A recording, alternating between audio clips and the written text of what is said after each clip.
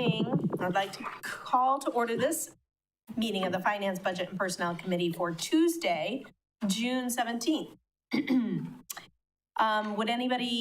Does anybody need to identify any potential conflicts of interest? Seeing none. Citizens' comments. Citizens' comments. Third and last time, citizens' comments, seeing none. 4, consent agenda, minutes of the June 3rd, 2025 meeting, and bills and payroll. Move to approve. So we have a motion by Brian, a second by, who seconded that? Mike? Any questions? All those in favor? Aye. Aye. Aye. Opposed, like sign? Seeing none.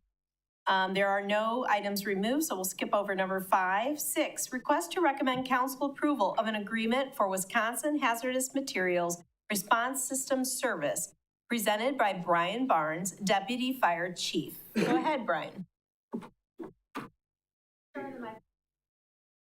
Hold on.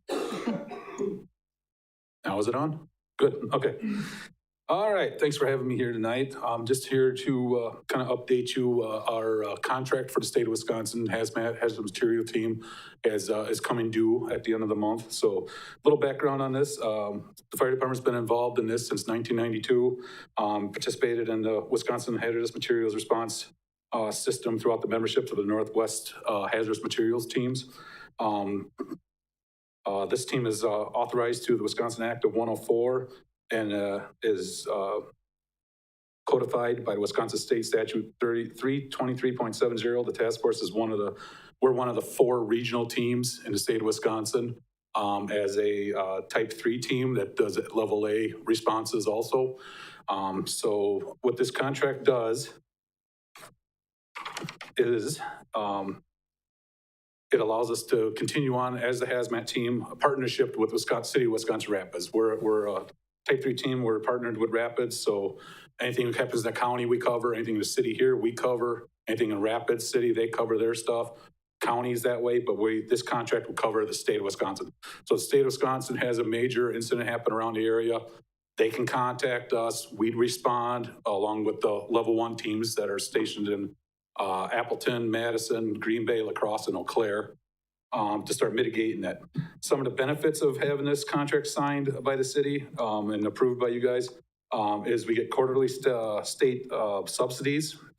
As a type 3 team, Wisconsin Rapids and Marshfield Fire Departments will receive approximately, $16,625.27 annually. They pay that out quarterly.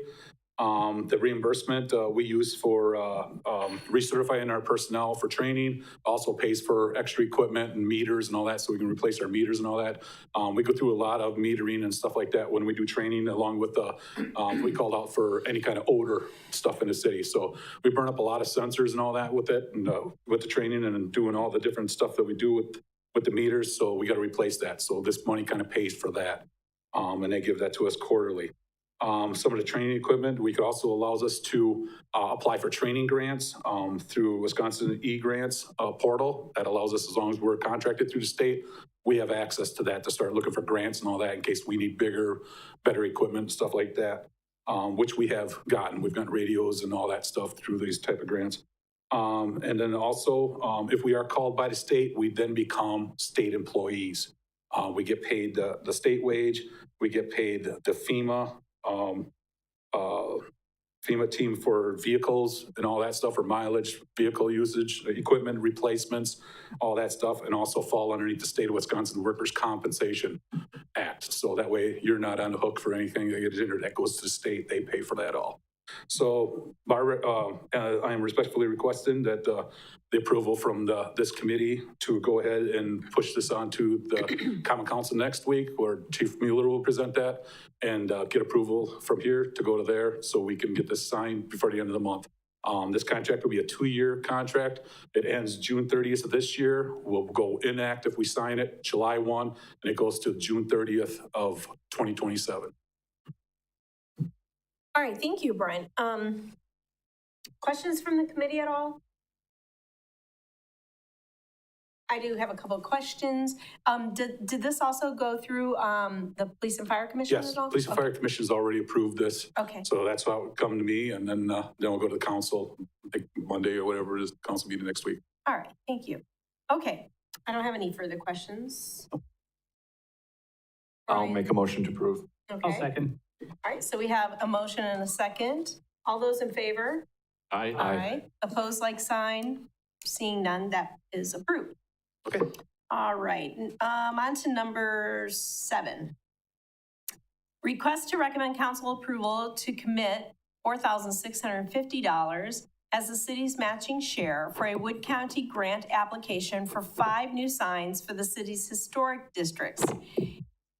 Introduced by Me. Steve and Vicky. Okay, so introduced by Steve and Vicky. Yeah, I'll go ahead and start and then turn it over to Vicki for the presentation. First of all, I want to make a correction. I somehow got this wrong. It really should be 4,675, not 4,650. I apparently wasn't doing math very well that day when I divided the amount of money that we need from the amount, by the amount that we'd have to match for the city to connect with the county at 50-50. Anyway, just want to let you know, this is part of a continuing process the city has trying to secure economic development grant funds from Wood County. They've made monies available. You apply to the seed committee and they review those later this summer. It goes to the operations committee and the county board. You'll hear from Vicki in a minute that this commission has gotten monies in the past and it's been used for a very good purpose. So with that in mind, I would turn it over to Vicki, and I would also note that Chris Coleman and Ken Bargander from the Historic Preservation Commission are here as well today. Thank you, everybody. As Steve said, we have been involved with this previously. So I just want to go through real quickly a little history here. The city of Marshfield does have 5 historic districts. The first one is Central Avenue, which became or was entered into the National Registry of Historic Places back in November of 1993. We have another one in the Pleasant Hill District that was entered into the National Registry in 2000. We also have the Upper Mansion Historic District, entered in the National Registry of Historic Places in 2008. We have West 5th and 6th Street, which was entered into the National Registry in 2006. And then we also have West Park Street, and that was entered into the National Registry of Historic Places in 2000. What you see up on the screen just are examples of our walking tours, and if you are not familiar with those, there's a really nice set right outside the door to the left. If you haven't seen them, you can pick up your own copies. So what I'd like to do now, in addition to these 5 brochures, we have 7 additional ones. We go through 2442, the airport, Brown Barn, and then we have additional historic houses and architectural houses. We also have historic non-residential buildings and architectural non-residential buildings also in this series, and those are outside as well. We also have our brochures available in 16 different locations throughout the city, and they are also in local realtor offices. The commission is also in the process of adding brochure holders to the existing historic district signs for the convenience of pedestrians and bicyclists that are traveling through each of the historic districts. This is an example of the signage that goes into each of our districts. Up until probably 5 years ago, we probably had about 1, maybe 2 signs in each of the districts. We are trying to improve that because obviously tourists, even locals here in Marshfield, enter the districts from a lot of different directions. And so we want to be able to let people know that they are entering a historic district. And so we are going to be putting up signs to do that. During 2003, the HP Commission applied for the 2024 Wood County Economic Funding Grant for $13,321. We were actually awarded $5,000, and we were able to purchase 3 additional signs and 14 brochure holders. You can see the picture that's up on the screen is the Upper Mansion historic sign. On the post of that is one of the brochure holders. It's a weatherized brochure holder, so the brochures that are inside will stay dry. And we haven't had one out yet over the winter, but we will see. I've been checking through our monsoons that we've been having here the last couple weeks, and they seem to be staying very dry. So hopefully that this will be a good process. We did not apply in 2024 for the 2025 grant cycle, but we will be again applying this year for the 2026 cycle. The cost of the signs has increased slightly in the past couple of years from $1,820 to $1,870 each.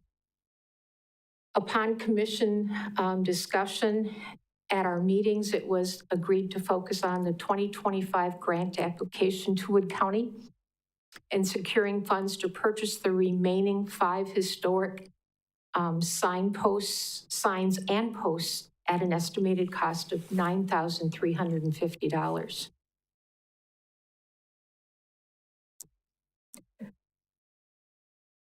What I want to do real quickly is show you the districts and where the signs will go. So I apologize if this is kind of hard to see. Central Avenue has 2 signs in it already, and as far as we're concerned, it is complete because we have one up on the corner of Veterans Parkway and Central, and then one down in front of Rogers Theater going to the north. So Central Avenue is pretty well marked. West Park, again, is only 1 street. It has the one at, I guess it would be the east end of Park Street. And then in the last couple of years, we were able to approve the one on the west end out of funds that we had available in our budget to cover that one. So we go to Pleasant Hill District. You can see the ones that are in the sign markings that are in green are the ones that are presently there. The orange one is the one that is one of the 3 that we will be putting in from the grants from the last cycle. And then we have 2 locations, one on the corner of 4th, and I believe it's Vine, and then one down on, I believe it's 2nd Street. It's kind of in the middle of the block between Cedar and Cherry, excuse me. So those are the 2 locations that we really would like to put signs in that area. We go into the Upham District. There is one currently by the Chestnut Center for the Arts. There is one going in down on the corner of 4th Street and Walnut. The one that we still need to put in is the one that's on the corner of Chestnut and 4th. And then the last district that we need to finish the sign project in is the West 5th and 6th. Again, the current sign that we have is on 5th going towards the west. And from the 3 that we were able to secure with the last funding, we were able to put one at the beginning of 6th Street going towards the east. So we have the other 2 ends of the one end of 6th and the other end of 5th that we want to put signs in, and those are the ones that are marked in red. So that shows the location of the 5 signs that we want to do.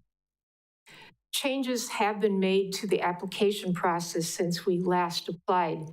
And this is the question. It's, I think it's question 6 or 7. It says, describe the match for this proposal. And this is something that's different. Note that a 1-to-1 match is preferred. For example, for a $5,000 grant, The grantee must provide $5,000 of an in-kind or financial match. The match must occur within the calendar year of 2026 that the funds are being awarded for.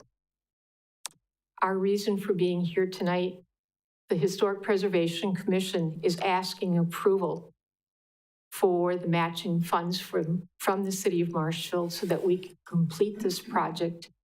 The amount of the matching funds would be $4,675, which is half of that $9,300 that we were talking about earlier. Some of the advantages of having better signage for our historic districts. It promotes tourism into Marshfield. More tourism brings more visitors. Visitors spend money at local restaurants, retail businesses, other attractions, activities, and events in Marshfield, and lodging. You can see some of the activities that are included. The top two on the left-hand side was a bus tour and a tour of the Round Barn from the Wisconsin Association of Historic Preservation Commissions. They had their state conference here in the city, and we brought in about 40 people from out of the city to come to that conference. We did a tour of all the historic districts, and we went through a lot of the different features or the different historic buildings that we have. So again, that's just one example of bringing people in. People come to the zoo, they come and do shopping. Up in the right-hand side, you have some things of June Dairy Days. So there's a lot of people that come into the city for one thing or another. This just gives them a better view of what the city is doing with their historic preservation. It makes our historic districts more visible and better marked. Please consider the matching funds for the 5 historic district signs to complete the Historic Preservation Commission's project in that amount to help promote historic preservation and tourism in the city of Marshfield. Any questions? Thank you. Are there any questions from the committee? Oh, we need a motion first, I'm sorry. And the motion should reflect 4,675 if you're going to make one. I'll make a motion to approve and commit $4,675 as the city's matching share to the Wood County grant application for the historic district signage. Second. All right, so we have a motion and a second. Is there any questions from the committee now? I do. I have a question. Yes. Have you guys approached Visit Marshfield for the matching funds? I mean, I found it really interesting, your Advantage page. You know, you talked about how many people you brought in and they stayed for a convention and they probably maybe would have stayed in the hotels, which would, you know, be a big benefit for Visit Marshfield. So have you approached them at all and maybe matching you on these funds? We have talked to Matt down at down by Mackey or Visit Marshfield. We have not directly asked them for matching funds, but we have tried to work with them on other issues. Mm-hmm. And have they been pretty responsive or? Yes and no. Okay. Yeah.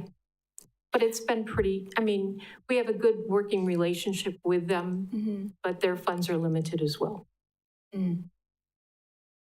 Yeah, I mean, for me, I think that I would rather see you approach them first and see what their response is, and then maybe come back to us, but that's just my opinion.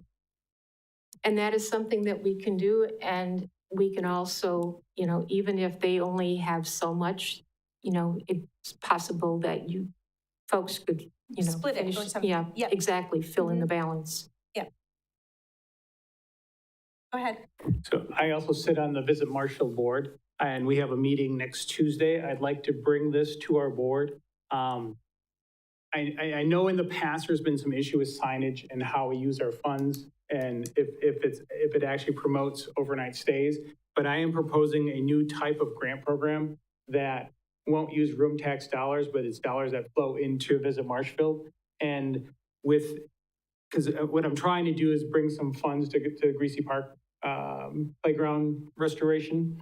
So if we can approve this up to the correct dollar amount, and I will try to get a grant to offset half or more, depending on if there's guidance or amendment to this, to my original motion, to save some money, because I would make a case for this. I think there's some merit to this through Visit Marshfield. Thank you so much.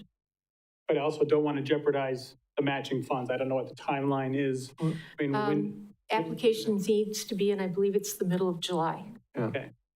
Go ahead, Steve. Yeah, thanks. The deadline is July 11th. So, I mean, certainly if you brought back information next week, or even if we knew by July 8th council meeting, we could tweak that appropriately if it's going to end up being divided in some way. So we have time.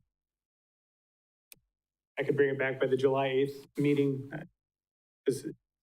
Yeah, Possibly the next council meeting, but the timeline's kind of short. I have to get on the agenda. the form that we have to fill out is not that daunting. It's a 4-page form, and I think what we're talking about right now is being able to fill in that spot, whether or not there's commitment by the applicant to fund their share. So I think if we know by July 8th, we can slip that in and get sent off to the county with however that matching is going to come.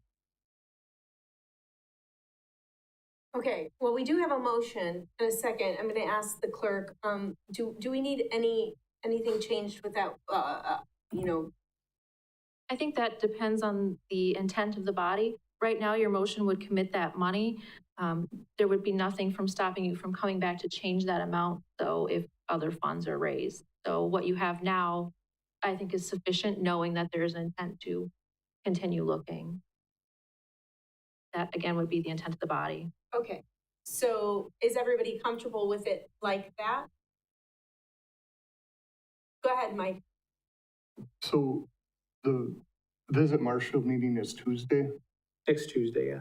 Okay. I have to get the item on the agenda. It's not Yeah. on our agenda right now. So I'm assuming I can do that. Otherwise, it would have to get pushed off to the next meeting, but. So I guess where I was going with that question is, do we have 2 council meetings in between? Because we'd have a council meeting next Tuesday. And if we held off until we found out, I mean, I just have a tendency to believe that if we approve it all right now, there's really not going to be a lot of ambition on Visit Marshfield to have to help support this, where if we could have that resolution before it's approved, we would still have time to reevaluate this at another meeting. I'm just trying to run through it in my head, how we would go about doing that without causing a bunch of commotion right at the end. Yeah, I don't know. I mean, you could maybe end up with a different motion coming out of here to show support for it, and, you know, agree to revisit it after finding out what Visit Marshfield comes up with. The concern I have with you guys meet monthly, right? So if you're not able to get it on next Tuesday, then you're looking at beyond the July 11th deadline for you to have a chance to talk about it with the Visit Marshfield board. That would be a problem. There's different ways to play it. I'd also be concerned about quorum issues. I mean, generally, we don't have a quorum issue, but that would also be and to alleviate your fears, I'm going to fight for this, because I think Visit Marshfield should at least be a participant in this. And there's also a savings from the lights at the pickleball. We committed 80,000. I think the price came in at 73. So, I mean, there is money to be utilized. I'm assuming Visit Marshfield is only going to get billed for the 73,000. But I mean, there's still money there. And this is part of a community grant that I really want to work. Yeah. I mean, I really want this to I'll work. support it. Yeah.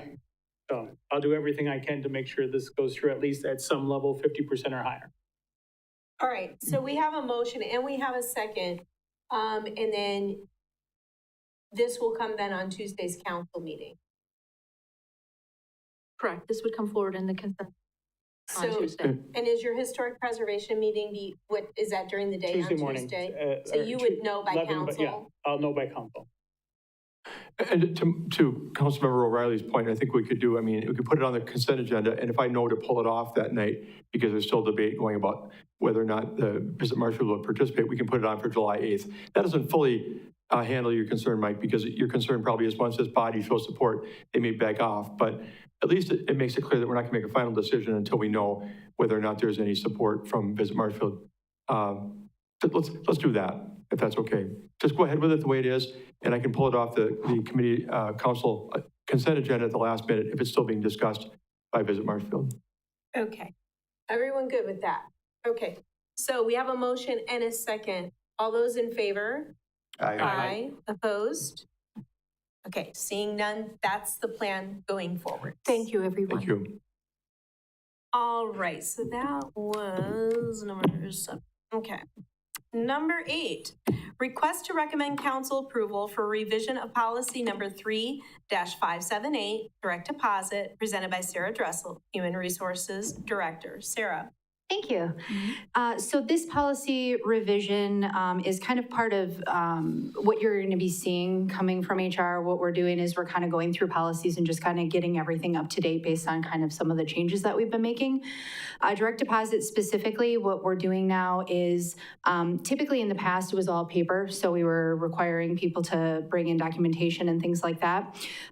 With our new HRIS system, newer, it allows us to do all of that electronically safely. So now we have kind of eliminated paper.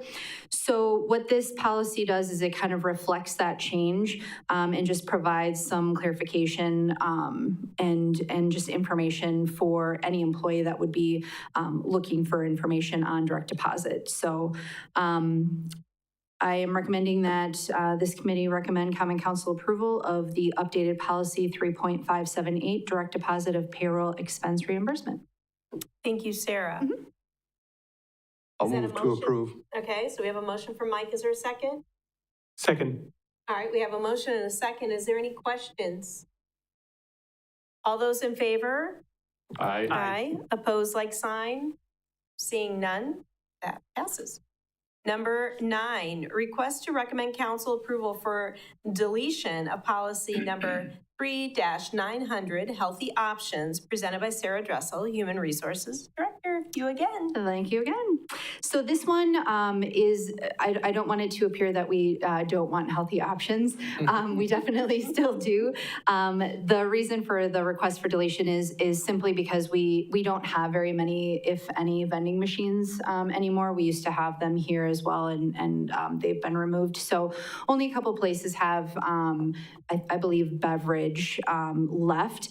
And so this really is one that we can kind of delete. And then in the future, if something were to change where we magically have a whole bunch of vending machines, we can always revisit this and bring it back up. But for now, I would be requesting approval for Common Council approval of deletion of policy 3.900, healthy options. Thank you. Move to approve. We have a motion Second. and a second. Is there any questions? All those in favor? Aye. Opposed, like sign? Seeing none. There we go. All right, we're number 10. Adjourn to closed session under Wisconsin Statutes Chapter 19.851C, considering employment, promotion, compensation, or performance evaluation data of any public employee over which the governmental body has jurisdiction or exercises responsibility. And we'll be discussing the wage adjustment for community media coordinator position. Is there a motion to go into closed session? Move to approve. We have a motion, a second. Second. We have a motion and a second. Roll call. Coran, Yes. Giles, Yes. O'Reilly, Yes. Varsho, Yes. Spiros. Yes. We are in closed session.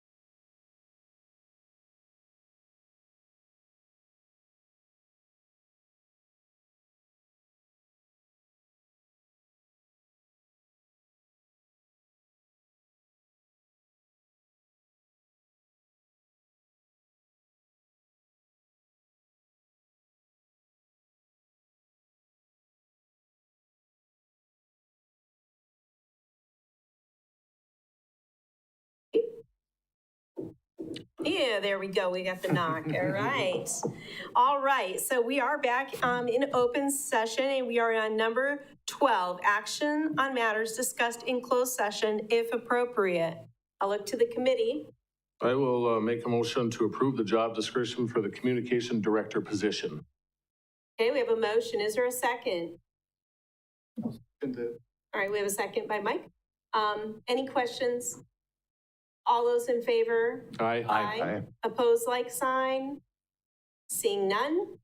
All right, anything else that from the closed session? I will make a motion to approve the job description, job title change for the communication specialist role, updating the title to community media coordinator.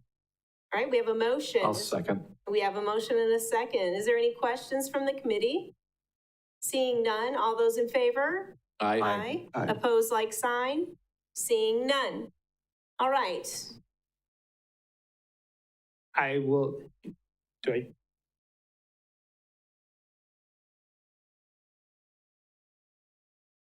Okay. I would make a motion that we move David Ballerstein to a salary position with option 1, step 2 on a 120-day review basis.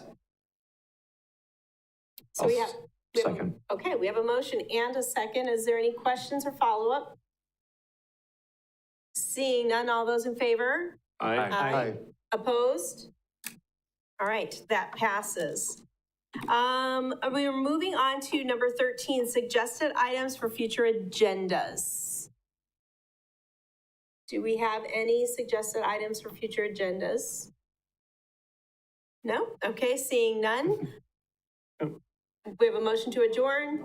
Oh, you do. I'm sorry. Go ahead, Mike. I would like to have a discussion about tracking hourly employee hours on Salaried employees. salaried employees' hours in the future. All right, please. and I think Thank we, you. yep, we got that. We know what you mean by that. And I'd like a presentation on turnover in the city so we can kind of compare it to other organizations. Okay. And do you have a time frame on that or? Sarah, what would be the best timeframe to make a determination how our turnover rate would apply to other organizations? A year, 5 years, 2 years, and what would be way too much work? I could probably get that for the second meeting in July. What kind of timeframe though? Or we'd like, Oh, I can do last- whatever you'd like, because the date is there. Okay, last 5 years? All right. Anything else? No. Okay, I will take a motion to adjourn. Move to adjourn. Second. All right, we have a motion and a second. All those in favor? Aye. Aye. We are adjourned.